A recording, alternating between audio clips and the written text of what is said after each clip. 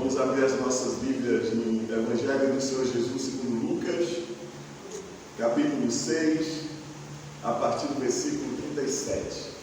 Lucas 6, 37.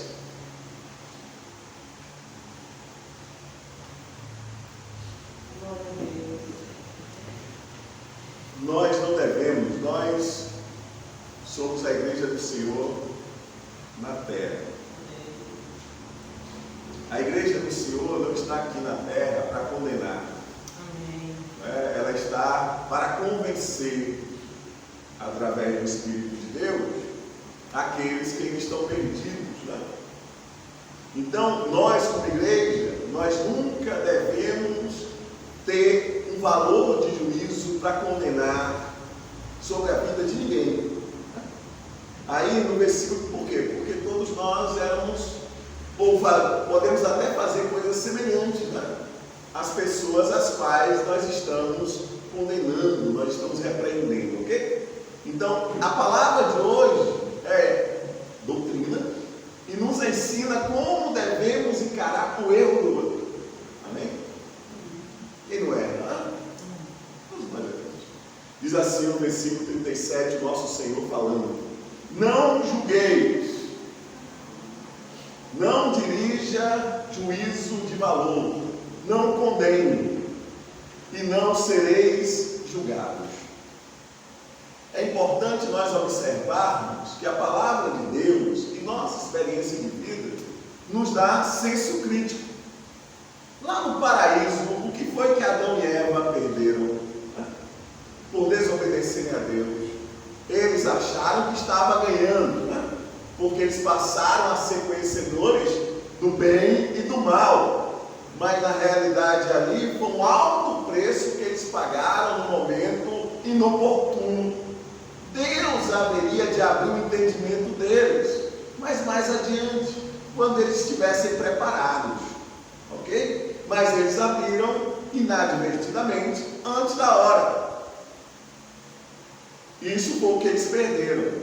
E é isso aqui que o Senhor Jesus está nos dizendo, né? Que nós podemos ter senso crítico em relação às pessoas. Nós sabemos o que é certo e o que é errado. Nós conhecemos o bem e o mal, ok? Mas hoje, pautados pela palavra de Deus, do Espírito de Deus habitando em nós, nós devemos sempre olhar para o outro com um olhar de misericórdia, com um olhar de amor, da mesma forma que o Senhor Jesus olhou para nós.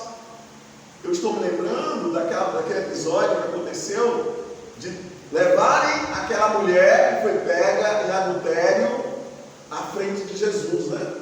Para saber o que Jesus iria falar, porque a lei dizia que deveria ser apedrejada, não somente a mulher, mas também o homem, só levaram a mulher, ok?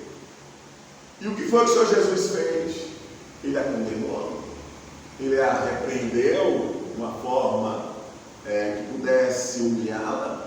Não, simplesmente ele agachou. Oh Jesus, por que o Senhor não nos diz o que o Senhor estava escrevendo naquela hora, hein? Escrevendo no chão, talvez o pecado de cada um daqueles que estavam olhando, né? Cada um que olhava, estava lá o pecado que ele cometeu, né? O que ele cometia, né? Aí quando Jesus se levantou, ele levantou a sua cabeça, não viu mais nenhum daqueles que estavam julgando a mulher. Ela se arrependeu daquela mulher, amém? O Senhor Jesus disse: cadê os seus acusadores? Senhor, foram todos embora, aqueles que estavam lhe condenando. Quer dizer, Jesus que poderia condená-la, porque é o juiz perfeito, era o que é perfeito, né? Quando ele esteve entre nós e é perfeito, continua perfeito agora, assunto ao céu, né? Então o Senhor Jesus, ele poderia condenar aquela mulher, mas não condenou. E aquilo ali é uma prova que nós não podemos duvidar do mesmo comportamento que nós devemos ter em relação às pessoas que fazem coisas erradas, cometem equívocos. Amém? Mas observe, isso não significa que nós não devamos aconselhá-las, que nós não devamos abrir os olhos dela. Nossa obrigação, por conhecermos a palavra, é esta, ok? Mas nunca com aquele, se colocando na posição daquele que é perfeito, que não comete equívocos, que não erra. Okay? Nós devemos colocar na posição, criar essa empatia, nos colocar na posição do outro. Né?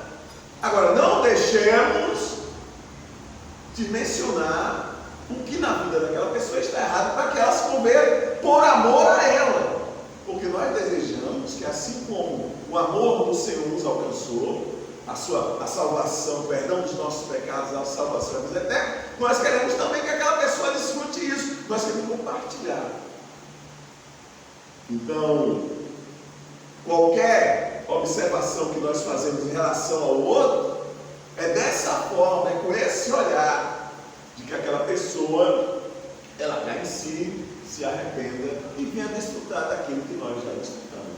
Okay? E uma outra coisa, nós estamos nesse caminho de perfeição. Cada dia que passa, nós devemos ser melhores do que no dia anterior. Então o Senhor Jesus nos diz que não devemos julgar. É claro que ele estava falando com uma plateia específica de judeus, muitos deles hipócritas. A hipocrisia é a palavra-chave no relacionamento que Jesus teve ali naqueles dias com líderes religiosos. Eles falavam uma coisa e viviam outra. É por isso que Jesus disse, chegou uma vez e disse para todos, né? Olha, para a multidão que estava diante dele, ele ensinando, ó, façam o que eles ensinam, o que eles dizem, mas não façam o que eles fazem. Isso serve para nós também. E continuando, ele diz, no mesmo versículo: não condeneis e não sereis condenados. Perdoai e sereis perdoados. Então, perdoar, não importa a ofensa que o outro nos faz, nós devemos buscar o perdão.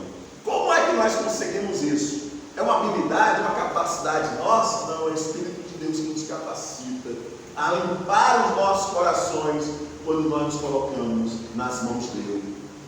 Ok? É o Espírito de Deus que nos dá essa capacidade de perdoar. Dai sempre e recebereis sobre o vosso colo uma boa medida. Isso fazia parte dos ensinamentos rabínicos. Né? Aquilo que o apóstolo Paulo menciona em Atos dos Apóstolos 20:35, né? Vem desse ensinamento que Jesus nos traz de toda a tradição de ensinos rabínicos. Ok? O que é que diz lá? Melhor coisa é dar do que receber. Melhor coisa é dar. Então nós, com o coração dadivoso, nós conseguimos. Principalmente amor.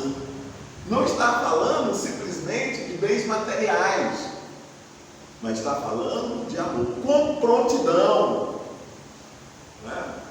Com o coração apaziguado, sem pensar em recompensa, sem pensar em um benefício que aquela pessoa possa nos dar futuramente. Simplesmente nós damos o nosso coração, se for possível, até as nossas vidas, como o nosso Senhor e Salvador mesmo, nosso Senhor e Salvador Jesus fez por nós. Ele deu sua própria vida. Né? Daí sempre recebereis sobre o vosso colo uma boa medida. Então tem recompensa, mas não devemos dar pensando na recompensa. Nós devemos dar porque da mesma forma que nós recebemos, nós devemos distribuir. De graça nós recebemos, de graça nós damos. Isso faz parte da vida, da nossa vida como cristãos. Da mesma forma que Jesus agiu, nós tenhamos esse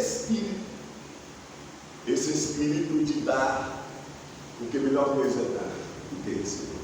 E recebereis sobre o vosso colo uma boa medida, calcada, sacudida, transbordante, generosamente dos demais. Já pensou? Já pensaram como é isso? Olha que eu gosto de castanha. Então você pega um amigo de castanha de carinho. Então você pega um litro lá, né? Coloca enche de castanha. Mas você quer que você caiba mais. Olha, a pessoa quer estar lhe vendendo um litro, eu quero um litro. Né?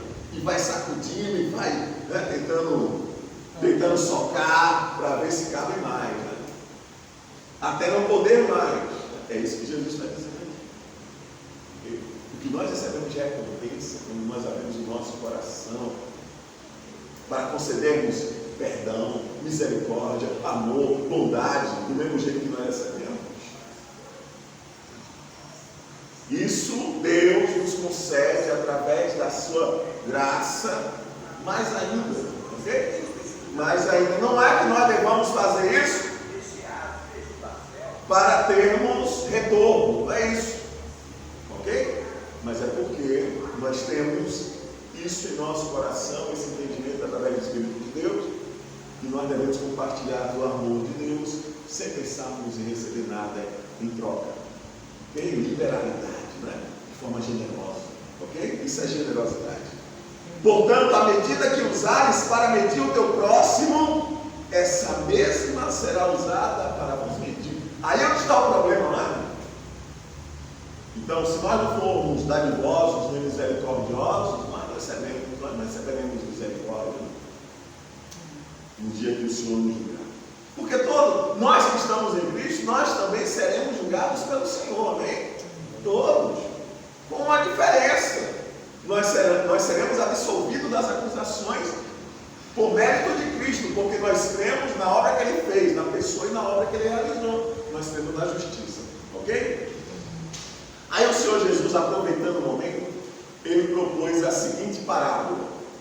Então Jesus lhe propôs 6:39 de Lucas. A seguinte parábola. É possível um cego guiar outro cego? Imaginemos a situação. Nós andávamos cegos. A pior cegueira é espiritual. Nós andávamos cegos. Cegueira nebeira. Nossa vida não tinha sentido. A palavra de Deus veio, abriu o nosso entendimento, nos iluminou. Nós passamos a entender o propósito de Deus para as nossas vidas, porque estamos aqui. Nos transformamos, o Espírito Santo de Deus veio habitar em nós. O Espírito Santo de Deus está nos transformando a imagem do Filho amado do Pai, nosso Senhor e Salvador Jesus Cristo. Ok? Nós é que somos aqueles que podemos guiar os que estão em trevas.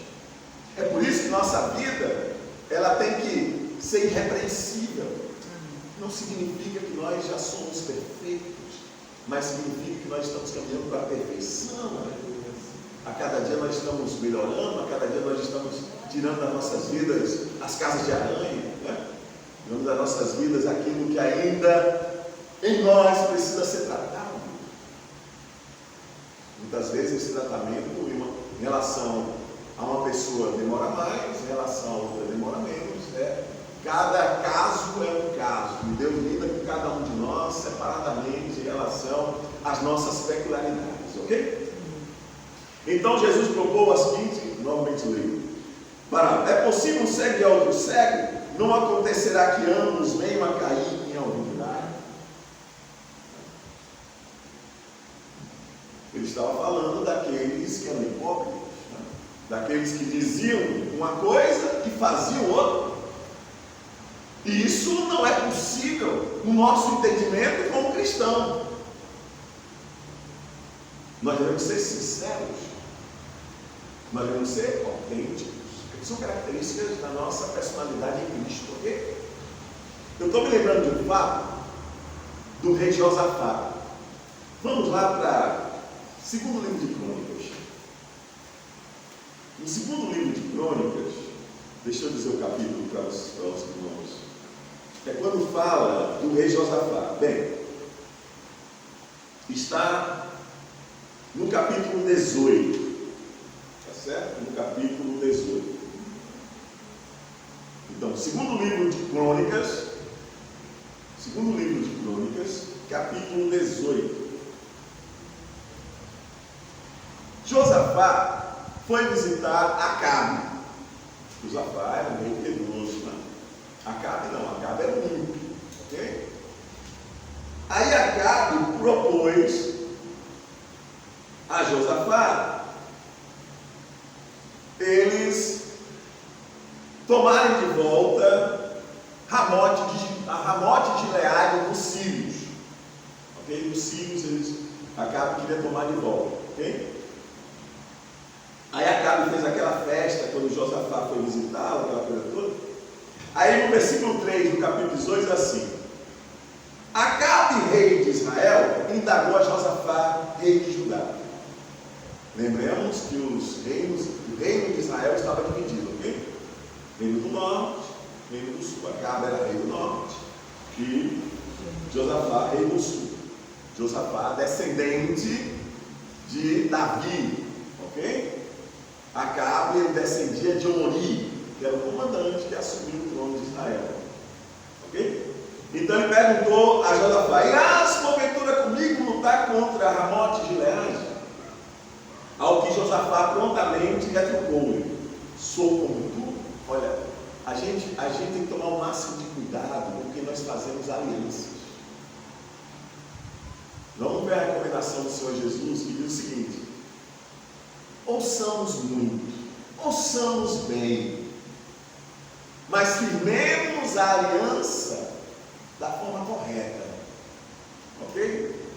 Isso vale para todos os nossos relacionamentos, e principalmente relacionamentos conjugais, né? A gente tem que ouvir bastante, tem que refletir bastante. Só podemos fechar acordo depois que nos sentirmos seguros. E nós, como cristãos, nos sentir seguros significa quando o nosso coração não nos condenar, quando nós colocamos a questão diante de Deus, amém? Em oração, em consagração, até mesmo jejuando, tá certo? Aí Josafá disse: não, vamos sim, né? Trocando miúdos, ele disse isso. Agora Josafá era um rei temente. Então Josafá, no versículo 4, assim: rogo-te que busques primeiro o conselho de Yahvé, o Senhor. Aí diante de Acabe se colocaram vários profetas, ok? Vários profetas diante de Acabe, mas todos aqueles que queriam barganhar com o rei, que queriam receber benefícios do rei, falando coisas que o agradassem, amém? O verdadeiro amigo não é esse. O verdadeiro conselho não é dado assim, ok? Não é dado através de mimos, não é dado através de condescendência, ok? Tem um provérbio que é muito bonito, né? Poxa, eu lembrei desse provérbio. Vamos ler agora, vamos lá. Provérbio 27. Provérbios capítulo 27. Eu gosto desse provérbio. Provérbio 27, 17. Vamos ver o que é que diz. Provérbio 27, 17. É um provérbio que nós devemos levá-lo em nossos corações, amém? Principalmente nós que nos relacionamos uns com os outros. O ser humano ele só pode crescer assim, se ele se relacionar. Ninguém isolado cresce. Cresce como pessoa, né? Cresce em qualquer sentido, ok? Diz assim, ó: assim como o ferro afia o próprio ferro, as pessoas aprendem umas com as outras. Então, para aprendermos uns com os outros, nós devemos relacionar, devemos conversar, né? Devemos ouvir o contraditório. Nós não podemos só ouvir aquilo que nos interessa, e aquela pessoa que não pensa como nós não podemos desprezá-la, porque justamente no que ela está falando é onde nós estamos errando, entendem?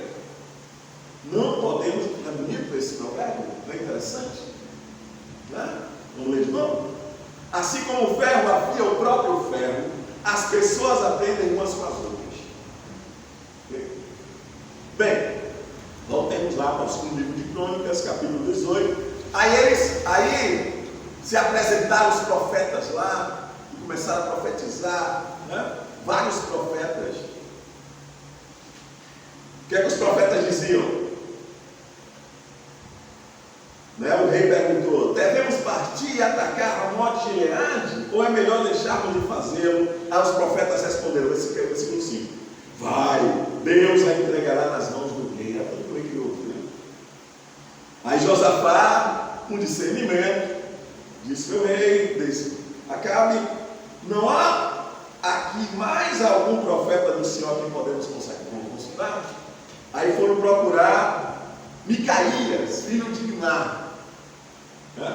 Aí chamaram Micaías. Quem foi buscar Micaías? O orientou dizendo: olha, todos lá estão profetizando a favor do rei. Você olha bem o que você profetiza, em outros termos, né? Ok, versículo 12. Ei, aqueles que foram buscar Micaías, eis que os profetas são unânimes em suas profecias em favor do rei. Vede que também a tua palavra seja como a de um deles, e fala o que é bom e agradável. Está vendo? Porque a pessoa queria ouvir. E não é assim nos nossos relacionamentos, ok? Nós devemos falar a verdade. A bom amigo é aquele que mostra os nossos erros. A amizade verdadeira requer sinceridade. Porque a sinceridade, você falar a verdade para o próximo, é prova de amor. Olha, Abraão não foi considerado amigo de Deus? Deus passou, quando Abraão errou, Deus passou a mão pela cabeça dele? Não. Deus demonstrava sempre onde ele estava errado. Deus chegou a dizer a ele, ó, ser perfeito. Anda na minha presença e seja perfeito. Ok? Então esses são os verdadeiros amigos. Não é aquele que simplesmente passa a mão pela nossa cabeça, que é condescendente, né? Os pais também. Nós, como quem é pai, né? Temos que saber disciplinar os nossos filhos. Temos que saber dizer não. Né? E isso é prova de amor para eles. Porque não queremos criar filhos ou filhas mimadas, né? Sem estarem preparados para caminharem sozinhos. Amém? Pois é, aí Micaías chegou na frente de Acabe e Micaías diz, ó, versículo 14, parte B: atacai e sereis bem-sucedidos, e eles serão todos entregues nas vossas mãos. Mas o rei já sabia, já conhecia Micaías, até mesmo Acabe, né? Acabe disse para ele: quantas vezes terei que te pedir que não me fales senão a verdade, diante de Yahvé? O próprio Acabe pediu. Então ele falou a verdade. Eles viram todo Israel disperso pelos montes. Ele falou, mas isso não impediu Josafá de ir com eles, ok? Josafá foi e passou no estreito. Se não fosse o Senhor, ele tinha morrido, ok? Depois que Josafá voltou a Jerusalém, foi lá um profeta, está no capítulo 19, chamado Jeú, filho de Anani, no capítulo 19, versículo 2, e diz: devias tu emprestar o teu auxílio ao ímpio e demonstrar solidariedade àqueles que odeiam a Yahvé? Falou com Josafá. Ora, por conta desse erro, virá sobre ti grande ira da parte do Senhor. Contudo, uma virtude se acha em ti, porquanto destruíste os totens de idolatria, os lados positivos. Okay? Mas as consequências desse erro de Josafá, okay, de se alinhar com Acabe, okay, ele levou até o fim da sua vida. Tá certo? Então tomemos cuidado. Tomemos a repreensão do Senhor como prova do seu amor para conosco. Ok? Então aprendamos a ouvir a voz do Senhor. Então, voltando agora para Lucas 6, estamos no versículo 40 de Lucas 6. Diz assim: Jesus falando: o discípulo não pode estar acima do seu mestre. Todavia, todo aquele que completar dignamente seu aprendizado será como seu mestre. Então, nós devemos alcançar a perfeição de Cristo. Nós caminhamos dia após dia para alcançarmos a perfeição de Cristo, ok? Tá certo? Mas nessa caminhada nós cometemos deslizes, né? Nós expomos as nossas imperfeições, as nossas limitações, as nossas fraquezas. Ele sabe disso, mas ele sempre nos ajuda. Ok? É um que tem um entendimento, é um que tem a iluminação da palavra de Deus, ajudando o outro. Mas para isso ser possível é necessário consagração de ambos os lados. É necessário que ambos os lados estejam se preparando, estejam se qualificando, amém?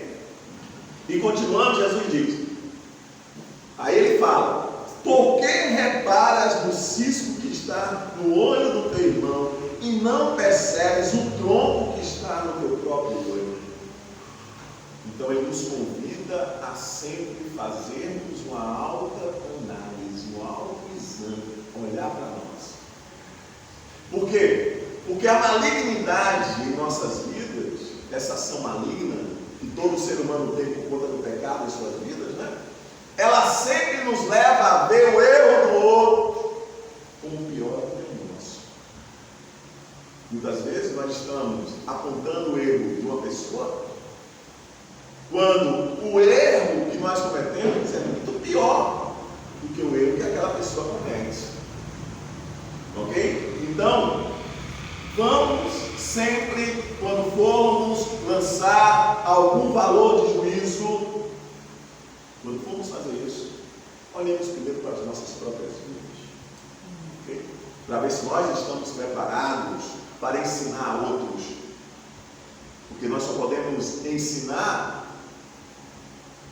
o que nós aprendemos e o que nós adotamos para as nossas vidas. Não é simplesmente fazermos uma análise superficial do outro. Okay? É importante nós entendermos dessa forma. Como poderás advertir a teu irmão, dizendo: irmão, permita que eu tire o cisco do teu olho, se tu mesmo nem sequer notas o tronco que repousa no teu olho? Novamente a hipocrisia. Hipócrita, retira antes de tudo a trave do teu olho, e só assim verás com nitidez para tirar o cisco que está no olho do teu irmão. Então isso diz respeito primeiro às nossas vidas. Isso diz respeito se primeiro nós estamos sarados. Porque nós só podemos compartilhar do remédio, sabendo que ele vai ter o efeito desejado, se nós conhecemos o remédio. Okay? Ou porque usamos, ou porque temos condição técnica de avaliar o remédio.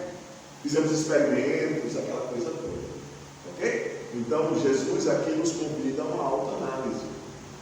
Como ele mesmo fazia sempre. Okay? Jesus, ele sempre andava de tal maneira que glorificasse o Pai.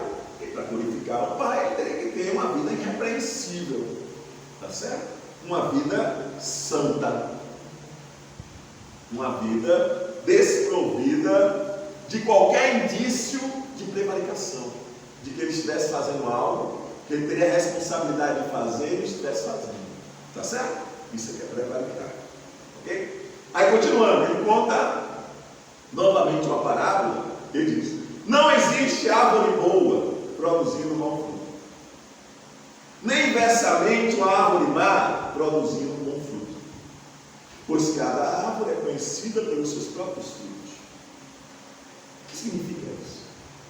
Significa que nós não podemos falar uma coisa de tal maneira que o que nós falamos esteja em contradição com o que nós praticamos, com a nossa ação. Entende? Isso, a hipocrisia, ela está distante da autenticidade e da sinceridade. Nós não podemos ensinar alguém aquilo que nós mesmos não praticamos, que nós não temos, não é, o cuidado de aplicar. Ok? É isso que Jesus está dizendo. E ele continua: não é possível colher-se figos de espinheiros. Então, se o espinheiro, se a figueira chega dizendo que é espinheiro, e você vê o figo, então ele está mentindo. Entende? Então, as pessoas, elas não são conhecidas pelo que falam, mas pelo que vivem. Nós somos cristãos não porque nós dizemos que somos, mas as nossas ações mostram que somos. Porque assim como Cristo agiu, nós agimos. Então aquele que se diz cristão e não age da forma condizente com a palavra de Deus, porque aqui é o crivo, é por aqui que nós passamos como uma peneira para sermos avaliados por Deus, é um hipócrita. Não está sabendo o que está dizendo. Nem tampouco uvas, ervas daninhas não uvas. Existia, até hoje existe A videira brava, ok? A oliveira brava, quer dizer, são árvores que dão, é claro que existem essas árvores, ok? Jesus, ele é tão cauteloso, ele é tão misericordioso, né? Ele não condena o mundo agora, ele espera, ele é longínquo, ele espera as pessoas ouvirem a sua palavra, eles esperam as pessoas meditarem sobre a sua palavra para decidirem. Olha que coisa linda, né? Ele espera a pessoa se arrepender. É por isso que a igreja está na terra com esse intuito de não condenar, mas abrigar todos aqueles que passam das trevas para a luz. Ok? Então, nesse sentido, o versículo 45 diz assim: uma pessoa boa. Deixa eu completar o que eu estava mencionando há pouco. É por isso que Jesus, quando ele conta aquela parábola do joio e do trigo, e na parábola, né, qual é a orientação? Não tirem o joio ainda, deixem eles crescerem juntos. Por quê? Para que fique evidente, para que quando for colher, não tenha-se dúvida do que está colhendo, se é o joio ou se é o trigo. Amém? Importante isso, só para completar aquele raciocínio anterior. Então, no versículo 46, uma pessoa boa produz do bom tesouro do seu coração o bem, assim como uma pessoa má produz toda sorte de coisas ruins, a partir do mal que está em seu íntimo. Aí ele fala uma coisa imprescindível para as nossas vidas e como nós fazemos para analisar o outro. Ok? Serve para nós e serve para o outro. Pois a boca fala do que está repleto no coração. Então, você quer conhecer alguém? Preste atenção no que ele fala. Preste atenção nas motivações, né? Nos assuntos. Ok? Por quê? Porque a boca fala do que está repleto no coração. Se nós estamos cheios de Deus, nós vamos falar do Senhor, nós vamos olhar, imaginar sob a perspectiva dele, sob o olhar dele, olhar de misericórdia, entende? Olhar de bondade, também olhar de integridade, também olhar de idoneidade. Ok? Por que se dizia, por que Deus falou de Jó tão positivamente? Porque Jó não dizia, ele simplesmente agia e todos viam através das suas ações, né? Porque Jó carregava aquilo no seu coração. Nós ocidentais falamos coração, né? Mas os orientais eles falam mais intestinos, das entranhas, né? É das entranhas que se exibe o que verdadeiramente a pessoa é.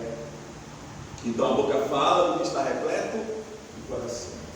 E não devemos esquecer um outro ensinamento que o apóstolo Paulo nos traz na carta aos Romanos, né? Todos nós vivíamos destituídos da glória de Deus. Todos nós, né?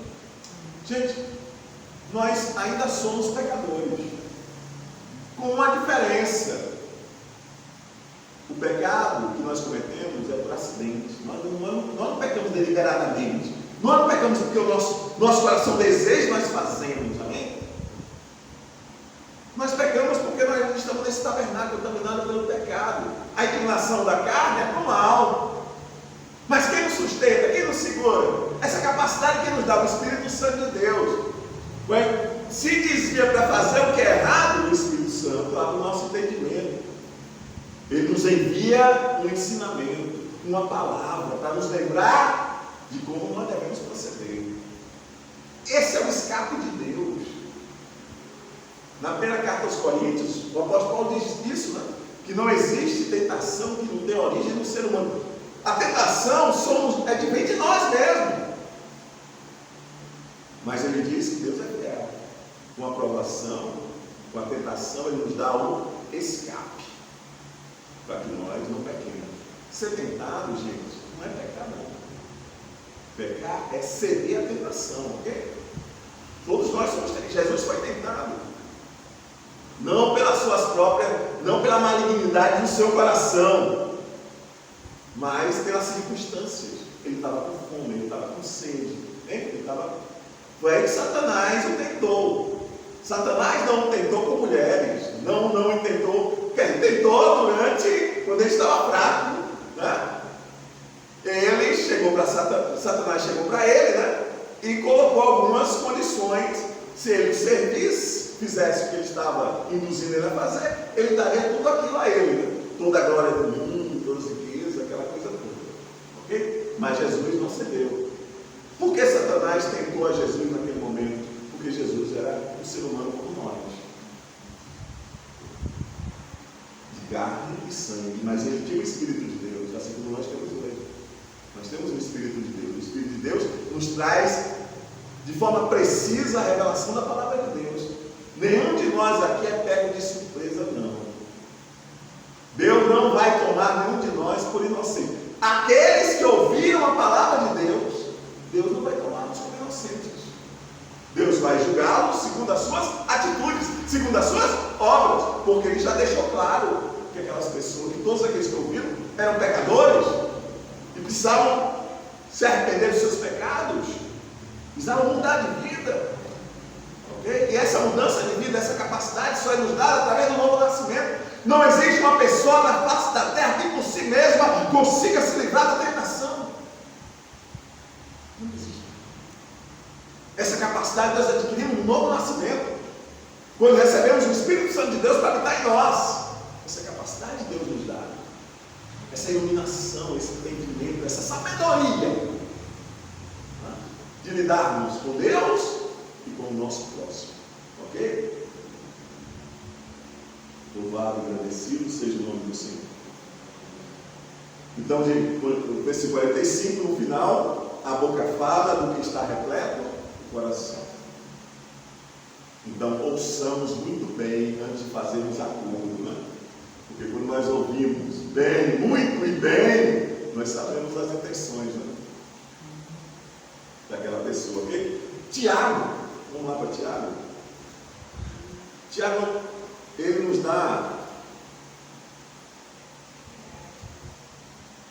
dá um ensinamento, né? De como nós lidamos com essas situações todas. Capítulo 2, versículo 19. Tiago, carta universal de Tiago, capítulo 1, versículo 19. Assim, meus queridos irmãos, tende estes princípios em mente. Quais são os princípios? Toda pessoa deve estar pronta para ouvir, mais tardio para falar e lento para se irar. Então, ouvir muito bem, né? Ouvir muito e muito bem. Isso nos capacita a tomarmos a melhor decisão. Tá certo? É importante nós observarmos isso. Vamos agora voltar lá para Lucas, capítulo 6. Jesus conta uma outra parábola. Jesus está querendo nos ensinar qual é o caminho da felicidade também. E qual é o caminho da felicidade? Obediência. Obediência irrestrita à palavra de Deus. Lucas 6, 46 diz o quê? E por que me chamais? Curios, quer dizer, o discípulo que deve obediência plena ao seu mestre. O discípulo que deve lealdade absoluta ao seu mestre, né? Senhor, Senhor, e não praticais o que eu vos ensino. Está vendo? Que tudo vem se entrelaçando. Tá? Jesus está nos dizendo: se vocês me têm como mestre, como Senhor, façam o que eu estou ensinando para vocês. Sejam sinceros, sejam autênticos, né? É claro que nós usamos, como eu mencionei no início da pregação, nós devemos usar o bom senso. esse bom senso vem até nós através de uma consciência que foi Deus quem nos deu, a inteligência, a capacidade de discernir, foi Deus quem nos deu. Ok? É claro que Adão e Eva, eles se adiantaram, ficaram antes da hora conhecendo bem o mal, não sabiam lidar com o mal, mas nós estamos sabendo como lidar com o mal. Jesus está nos ensinando a lidar com o mal, porque o Espírito dele deve habitar em nós. Deus sempre desejou habitar no ser humano, pessoalmente, e através de Jesus nós temos Deus habitando em nós. O Espírito dele habita em nós, que é o mesmo Espírito de Jesus, amém? Então, continuando, eu vos revelarei com quem se compara aquela pessoa que vem a mim, ouve as minhas palavras e as pratica. É como se fosse um homem que, ao construir uma casa, cavou fundo. A preocupação, levou em consideração, foi diligente, foi sábio, não é? Cavou fundo e firmou os alicerces aonde? Na rocha. Gente, quando o alicerce de um prédio é difícil, está falando de construtores aqui, ele está firmado na rocha, não tem quem derrube. O grande problema dos edifícios no Japão é esse, né? Que o solo do Japão ele é muito instável, ele não tem, né? Ele não tem a presença de rochas muito firmes e profundas, né? Ele anda sempre. O Chile também é assim, aqui perto de nós, né? Então eles criaram uma tecnologia para que isso é possível, né? Mas Jesus está nos dizendo que o homem sensato, quando ele faz uma construção, ele toma cuidado de fazer bem feito. Ele cavou fundo e firmou os alicerces sobre a rocha. Aí sobrevive um grande enchente. Não é o que nós estamos vendo nesse período de chuva, né? Casas que são construídas. Isso não é porque as pessoas querem, não, é porque elas não podem. E elas têm que ter um lugar no teto sobre a cabeça, né? Sobre as suas cabeças, para poder viverem, né? Dormirem, né? E nós estamos vendo a chuva causando deslizamento, causando as enchentes, causando desastres, ok? Salvador está com o solo todo encharcado. O rio transbordou e as muitas águas avançaram sobre aquela casa, mas a casa não se abalou, porque ela estava solidamente edificada sobre as nossas vidas, tá? Nossas vidas têm que estar pautadas em Jesus, na sua palavra. É isso que nos torna fortes. Né? Quando vem a má notícia, quando vem as intempéries, Jesus nos ajuda a suportar. Né? Em contrapartida, 49, ele compara o homem tolo, o homem insensato, aquele que constrói sua casa, não cuidadosamente, mas sobre a terra, sem alicerces.